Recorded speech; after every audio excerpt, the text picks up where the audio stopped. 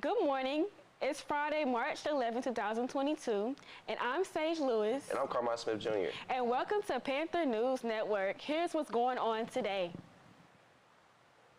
The Biden administration confirmed Thursday that North Korea recently conducted 2 tests of a relatively new intercontinental ballistic missile system, ratcheting up tensions between leader Kim Jong-un and the United States at a precarious time in the world politics. World leaders first learned of this particular ICBM system, which can carry nuclear weapons, during North Korea's Workers' Party Parade, which is largely viewed as a military celebration in October 2020. This is a serious escalation by the DPRK, the senior administration official said on a call with reporters.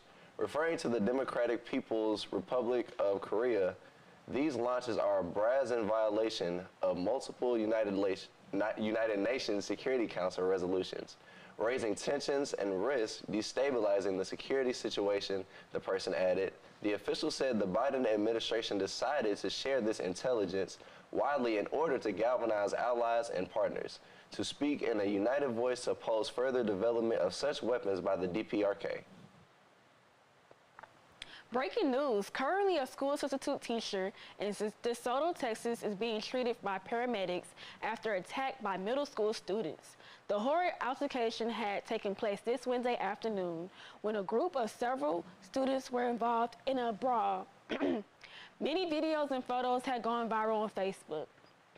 The video shows a classroom clash between multiple students and the substitute teacher, with a desk chair being thrown by both parties at the other.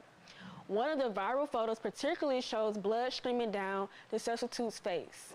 According to one of DeSoto's ISD representatives, the students had attacked the teacher, first injuring him, causing the police to be called to the scene. The police had mentioned in their statement that there will be a larger police presence at the school to prevent any further incidents. The district makes clear that it does not condone or tolerate the behavior that took place in the incident, and that all parties will be held accountable to the full extent of the district's ability to address the matter, DeSoto ISD had mentioned in a statement.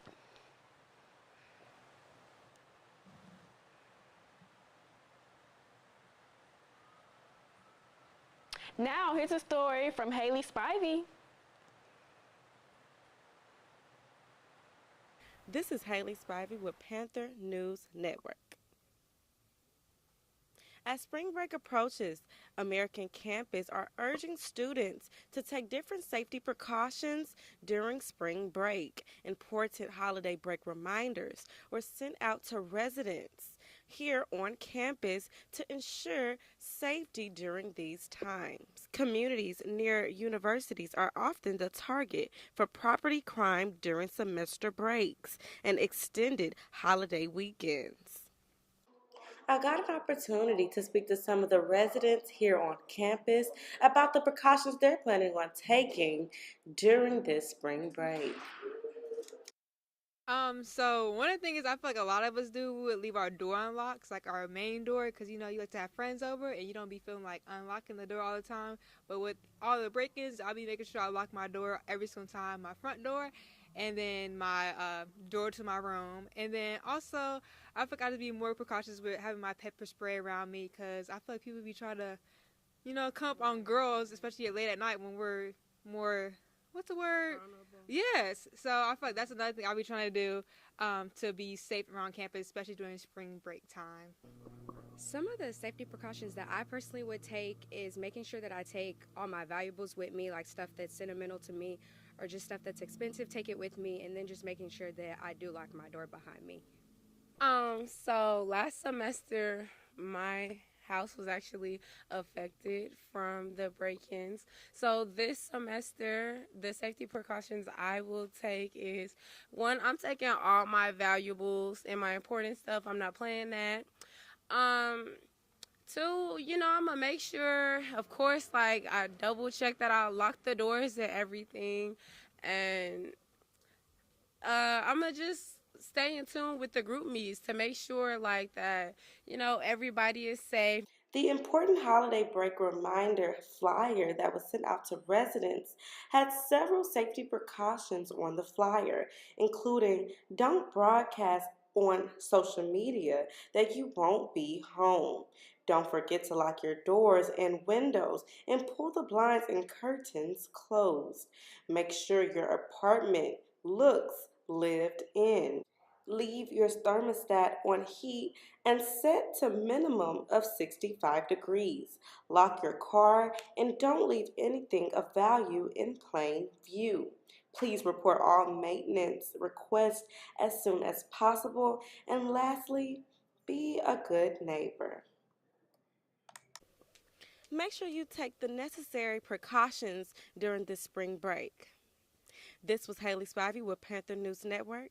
Thanks for watching.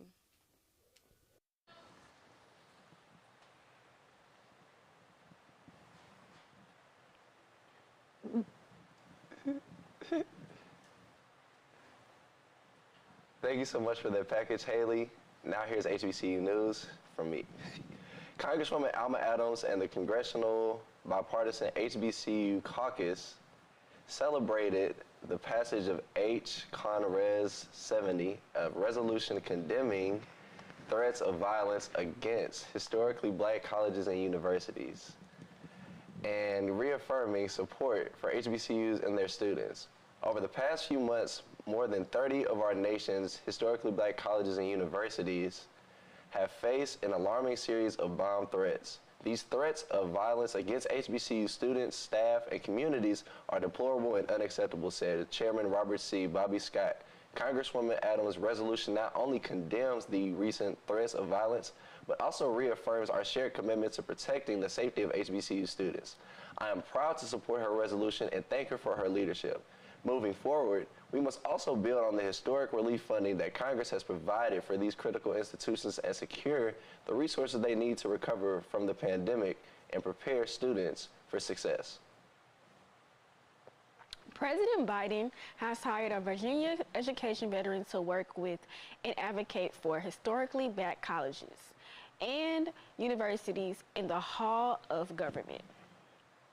Former State Secretary of Education Deidre Y. Trent had begun her new role as Executive Director of the White House HBCU office. I'm incredibly honored and humbled to serve the Biden-Harris administration in this capacity.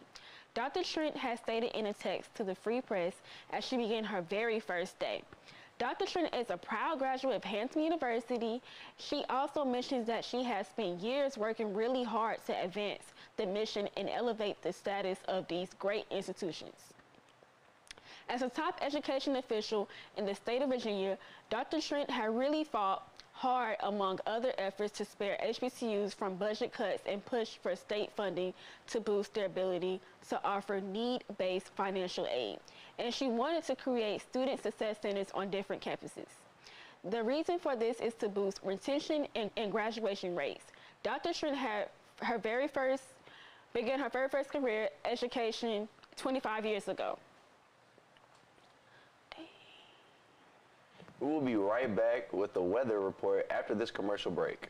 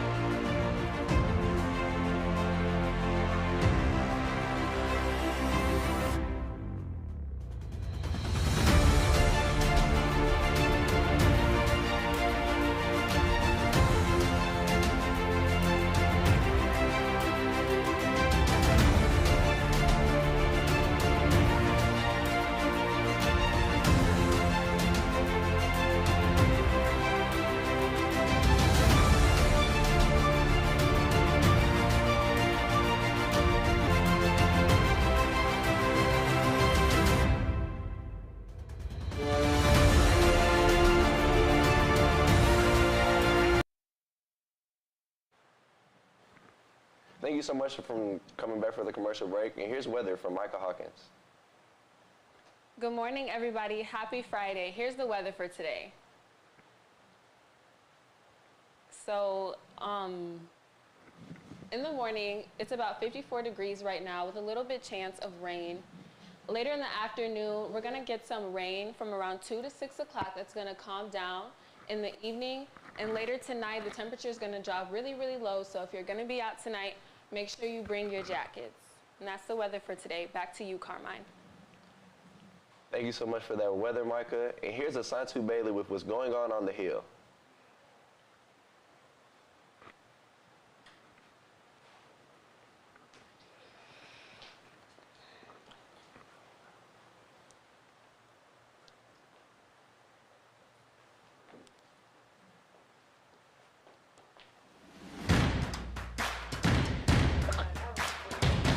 Yeah, that was because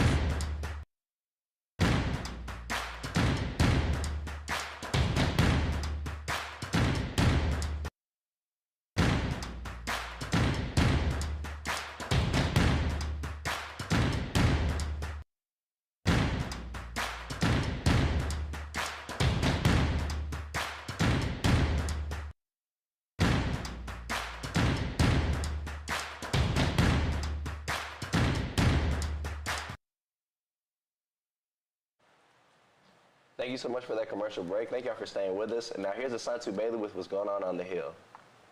Hi, my name is Sasatu Bailey, and on the Hill, I'm going to be talking about what's going on, and Springfest is right around the corner. Flight 1876 is taking off this April. On the 3rd, we're going to have our Paint in the Park from 12 to 2 p.m., and after that, we're going to be having our Gospel Fest from 3 to 5. On the 4th, we're gonna have our new members presentation from 6 to 10. And on the 5th, we're gonna have our Cab Anna from 12 to 4. Let's go support our cab. On the 6th, we're gonna have our Super Luau Hump Night from 6 to 9:30 p.m. And on the 7th, we're gonna have our PV Choice Awards. And right after that, we're gonna have a Night in Paris Gala. It's a gala, y'all, and y'all already know PV, we step. On the 8th, we're gonna have our carnival from 3 to 6 p.m. And right after that, PV Alphas is going to have Infestation from 10 to 2 a.m. So make sure we go support our PV Alphas. And lastly, on the 9th, we're gonna have our R&B Lovers Night from 7 to 10. And that is what's going on our Hill. Make sure you get your tickets and make sure you get your pre-sales. Back to you, Carmine. Thank you so much, Asantu. I don't know about y'all, but I'm specifically, ready for our R&B Lovers Night. I'm an R&B kind of person, so that's definitely gonna be probably my favorite segment. But we're going back to some entertainment news. So former Empire actor Jussie Smollett was sentenced to 30 days, 30 months of felony probation, including 150 days in jail in order to pay restitution of more than $120,000 and a $25,000 fine for making false reports to police that he was the victim of a hate crime in January 2019. Smollett, 39, was found guilty in December on 5 counts of felony disorderly conduct for making false reports about what he said was an anti-gay and anti-black hate crime. After the judge announced his sentence, Smollett lowered his face mask and said he was innocent. Your Honor, I respect you and I respect the jury, but I did not do this, the actor told the judge before turning to the court.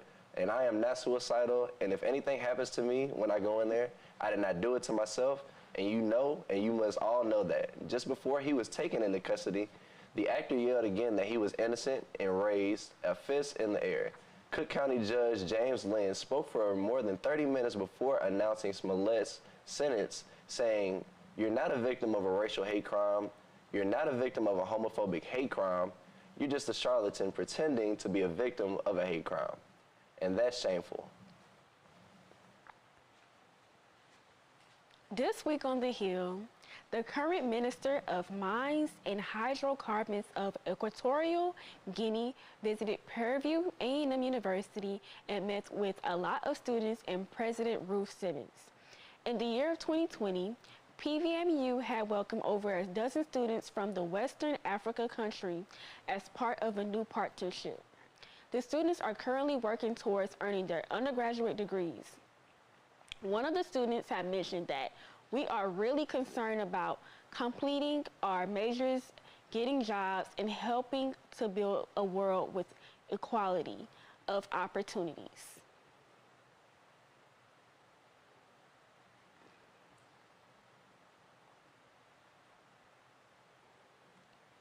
Now, here's a story from our own Carmine Smith Jr.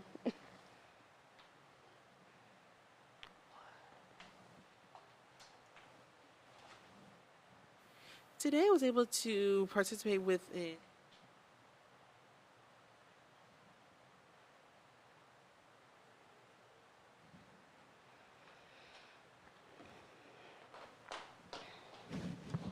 John B. Coleman Library, where I was able to witness young and raw talent.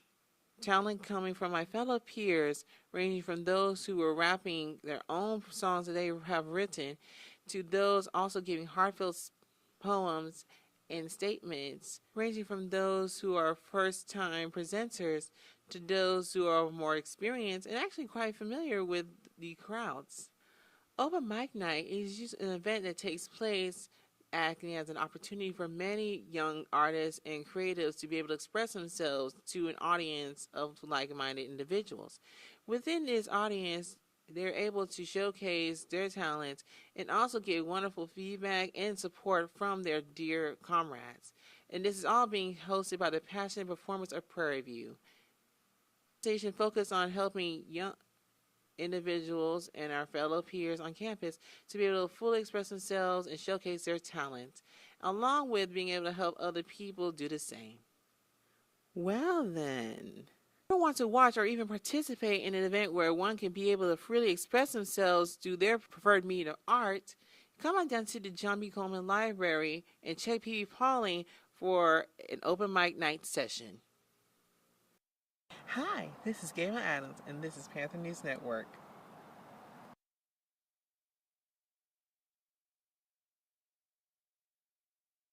Thank you so much for that news package, Gabe. I'm actually a member of Triple P. I was humbled to be a member of Triple P. It's an open mic organization where it kind of gives PV artists a platform to kind of express themselves and, go about, marketing themselves to other PV students and getting their music out there. If y'all are free on Thursdays at 7:30, y'all should definitely come out and support. It's always a good time. I always enjoy myself. But here's some more entertainment news. All right. Ryan Coogler was detained by police in January after being mistaken for a bank robber. The Black Panther director was in Atlanta attempting to make a withdrawal from his account with Bank of America. The teller received an alert on his account. According to the police, report obtained by CNN, because the amount was more than $10,000. The teller notified her superior that she thought Coogler was trying to rob the bank, and 911 was called. Coogler had written on a note on the back of his withdrawal slip stating that he wanted the money to be counted discreetly and given the amount, according to the report, when police arrived.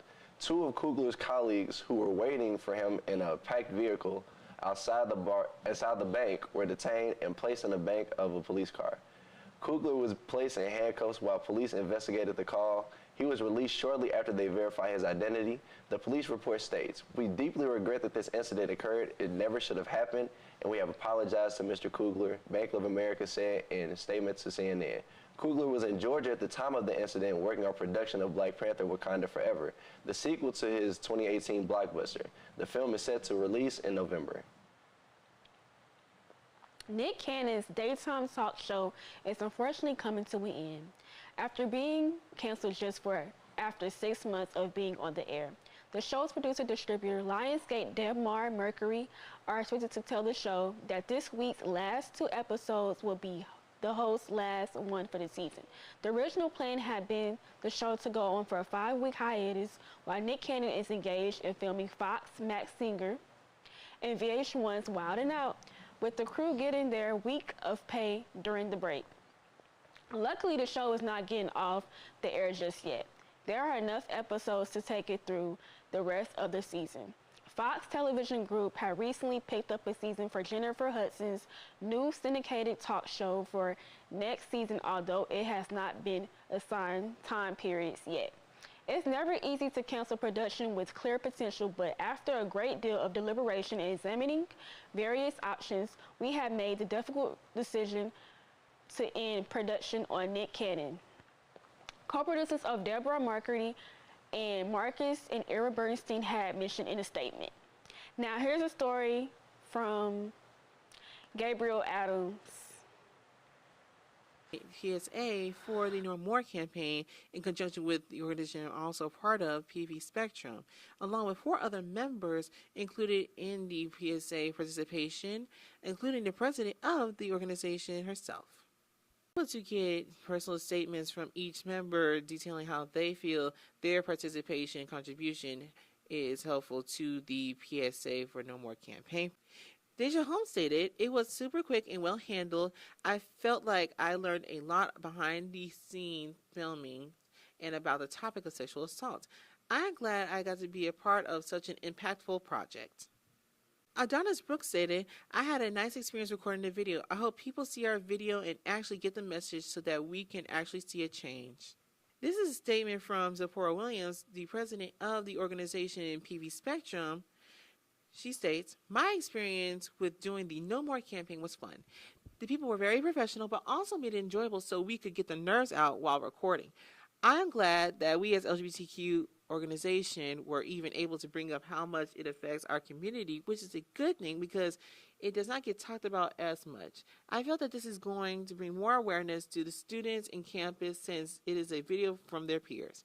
Lastly, I feel that this will be an eye-opener for administration as students address topics that the school has not handled properly in the past, as this way they see it more and can act accordingly." This is a statement from Cyber Robinson stating, "I feel like the filming of the video was handled very professionally. I'm happy this video is being made. It's important that the topics of sexual assault and victim blaming are talked about." You can watch the PV Spectrum's contribution to the No More campaign on the RSVP's Instagram page, RSVP being the organization that is spearheading this contribution to the No More campaign, known as the Relationship and Sexual Violence Prevention Program, and also stated with the contact of Mrs. Hanson for those who would love to get in contact in reference to resources and involvement within the organization as well. In addition, please also follow them on their Twitter page as well. This is Gabriel Adams, and this is Panther News Network. And that concludes our show this morning. Be sure to catch us on Twitter, YouTube, and Facebook. This was Panther News Network, and I'm Carmine Smith Jr. And I'm Sage Lewis. And thank you all for tuning in. This has been Panther News Network.